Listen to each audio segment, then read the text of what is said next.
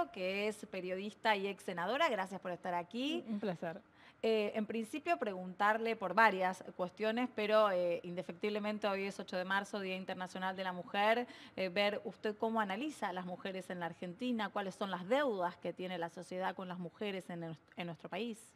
Bueno, sin duda hay muchos avances. A mí me encanta ver a la generación que hoy tiene entre 30 y 40, cómo muchas llegan a ser ejecutivas y que están peleando cabeza a cabeza en muchas empresas. El otro día me invitaron a una reunión donde había varias integrantes de la UIA que quieren llegar a la comisión directiva, empresarias. En política vemos que se ha sancionado la ley de paridad, que espero que ahora en estas elecciones se vea ya paridad también en el Congreso. Hay pocos países que tienen paridad. Lo que sí, el poder todavía en la política y en los negocios es masculino. Claro. Entonces se ha avanzado mucho, pero hay muchísimo por hacer. Lo que sí creo que antes el feminismo era como la ideología de un segmento de las mujeres. En cambio, hoy los valores del feminismo han permeado a todas las mujeres y eso se vio clarísimo y se ve cuando fue el debate del aborto, que si uno ve los jóvenes, que están mayoritariamente a favor del aborto, los menos de 40, no importaba ni la clase social, ni hay como una especie de cambio en la sociedad. Y después que el avance de las mujeres y en la universidad y todo es generalizado, ¿no? Bueno, usted mencionó el aborto, ¿no? Y ha Sí. contado una situación personal al respecto. ¿Cómo lo ve ahora a distancia el haber abierto una situación tan íntima? ¿Qué es lo que le dicen las personas? Yo cuando hablé en el debate del aborto de mi historia personal es porque quería dar testimonio de que abortar no es ser una mujer rara, que es algo, y además me pasó, que cuando yo lo conté públicamente, muchísimas amigas que nunca habíamos hablado del aborto me contaron que ellas también habían abortado. Yo creo que es una deuda de la democracia. eh, las historias que hemos visto, los casos tremebundos que hemos visto en los últimos meses de niñitas de 11 años que son abusadas por las parejas de la madre y que se embarazan a una edad que tendrían que estar jugando con muñecas y que todavía no tienen ni Sí, el último conciencia. caso, 11 años. Sí, sí, hubo uno hace 2 meses. Después el nene que entró a robar a la joyería y que la madre desesperada salió y lo llevó ella misma a la comisaría y dice que ya no sabe qué hacer. Dijo frente a las cámaras que estaba colapsada pidiendo ayuda. Tiene 6 hijos, 28 años y debe ser de los casos que también empezó, cuando dicen, ay, les gusta tener nenes a los 13 años, es porque es una realidad de la pobreza, donde no tienen otro destino que la biología, no tienen educación, están a la deriva, el Estado no se ocupa.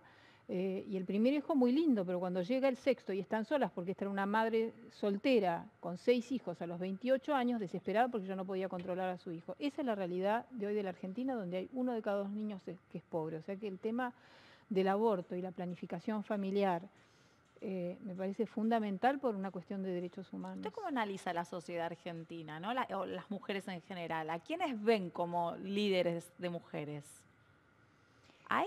Bueno, depende. Algunos mirarán a Eva Perón y Cristina Kirchner y otros miraremos a Elisa Carrió, a Margarita Stolbizer, a Graciela Ocaña, las mujeres que están llevando ahora todos los casos de mega corrupción a la justicia, a Mariana Zubik y un montón otras, ¿no? Pero a mí me encanta Marilena Walsh, me parece que fue una adelantada en su época como feminista y como alguien que le habló a los chicos en otro lenguaje y una gran poeta. Bueno, hay tantas, Magdalena Ruiz Guiñazú, hay tantas mujeres que son extraordinarias. Referentes. Sí, sí, a Graciela Fernández Mejide, las madres de Plaza de Mayo, cuando no eran, no estuvieran cooptadas por la Casa Rosada y la política partidaria.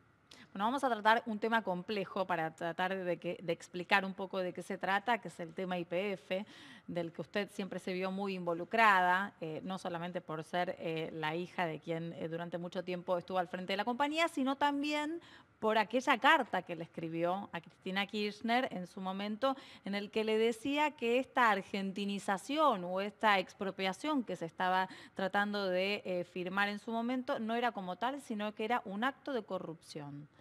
Y fue una pantalla para tapar la mayor estafa, el mayor robo que ha habido en la Argentina en el siglo XXI. Porque el primer paso fue la argentinización. Cuando Néstor Kirchner, que ideó este esquema, puso a Enrique Skenazy y Sebastián Skenazy al frente de YPF, que en ese momento estaba en manos de Repsol, adquirieron el 25% de la empresa petrolera más grande del país sin poner plata, y el ex contador de los Kirchner, Víctor Manzanares, acaba de admitir frente al juez Bonadío de que quien manejaba el dinero de los bolsos y de la corrupción, todo eso que hemos visto, era Sebastián Skenazy, a quien pusieron al frente de YPF. Una vez que vaciaron YPF, porque el acuerdo era que iban a retirar todas las ganancias, la totalidad de las ganancias de YPF se las iban a repartir, entonces YPF no tuvo plata para invertir desde el 2008 hasta el 2011, la producción de petróleo y de gas del país colapsó y entonces vino la segunda etapa, que era la estatización. El Estado se hizo cargo, Kicillof en el Congreso dijo no vamos a pagar un peso y tuvimos que aguantar los 5 horas gritando con total prepotencia y después terminamos pagando 8.000 millones de dólares, cuando YPF, por el 50%, hoy YPF vale solamente 5.000, nosotros pagamos por la mitad 8.000 millones. Y ahora los Skenazy han hecho un juicio también en Estados Unidos a través de un fondo buitre inglés, y ya perdimos en primera y segunda instancia en los tribunales de Estados Unidos y corremos el riesgo de tener que pagarles a los Skenazy, los que se hicieron de YPF sin poner un peso y la vaciaron, y que eran los testaferros de Néstor y Cristina Kirchner, de pagar otros 3.000 a 5.000 millones de dólares. En junio es, ¿no? Esto ahora va a haber un pronunciamiento de la Corte Suprema de Estados Unidos. Ahora, el gran problema es que la justicia argentina no quiere investigar. El juez federal Ariel Lijo tiene causas de denuncias penales de Alicia Carrió y de muchos otros desde 2008 y eso está bajo anestesia.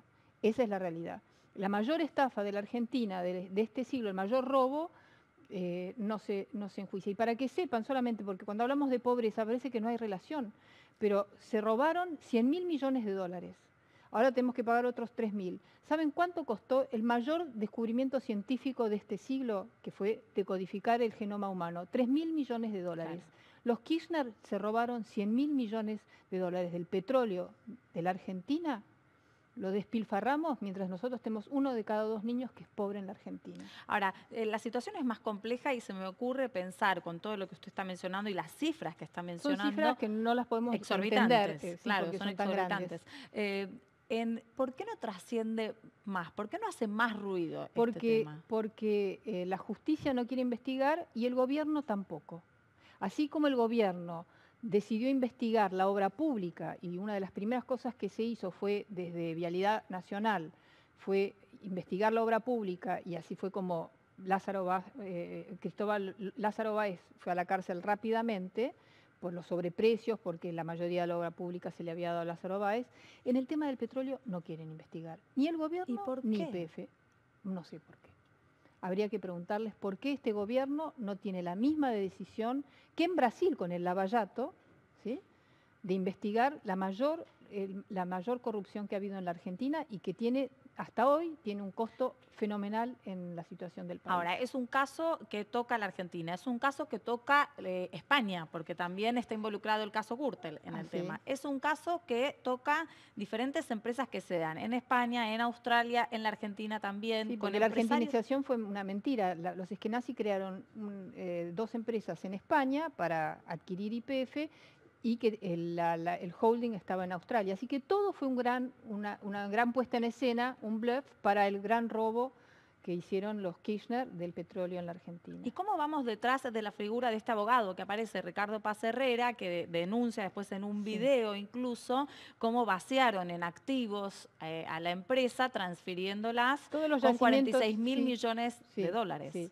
Ricardo Paz Herrera es un abogado que defendía a los ex trabajadores de YPF y para poder acceder a los balances tuvo una gran idea, compró 10 acciones de YPF, no mucho más, con eso asistió a las asambleas de accionistas y pudo revisar todas las actas de las asambleas. Él también denuncia de que se está encajonando, ¿no? Que hay como una especie de blindaje judicial. Y él ha denunciado a Kicillof, a Galucio, porque ellos cuando Galucio estaba al frente de la YPF reestatizada y Kicillof era ministro de Economía y director de YPF, ellos hicieron aprobar en la Asamblea 2 actas donde le dieron indemnidad, o sea que no podían ser juzgados ni los directores pasados, o sea, los Eskenazi y todos los anteriores, inmunidad, ni los futuros. Así que un blindaje para que no haya ninguna investigación. Rápido para cerrar el tema con estos grandes datos. ¿Cuál es la situación actual de la compañía y cuáles son las riquezas que nos debería dar una compañía como la que es YPF a todos los argentinos? Bueno, YPF está mucho mejor que lo que estuvo en los últimos años, lo que sí tiene una deuda muy grande que dejó Kicillof. Galucio, desde su gestión. A Galucio que le dieron $5 millones, además que nunca supimos cuánto era el sueldo que tenía cuando estaba al frente de una empresa de derecho privado, pero que era el mayor accionista era el Estado. Y encima después le dieron un bono después de haber dejado una empresa sobreendeudada. La empresa está mejor, pero igualmente hoy es una empresa pequeñita argentina, cuando YPF, la YPF que lideró mi padre, era una empresa global, era la empresa número 11 en el ranking mundial, con yacimientos en toda América Latina, Estados Unidos, Indonesia, y esos son los yacimientos que se quedó Repsol, con aprobación del gobierno nacional y popular de Néstor y Cristina Kirchner. Dejaron la cáscara vacía, que es lo que estamos tratando de reflotar. Bueno, vamos a ver si finalmente se investiga, ¿no? Todo este tema que la verdad es plata de los argentinos. Sí, es la riqueza de los argentinos que se roban. Gracias por haber estado aquí en Hoy Nos Toca a la Noche. Y por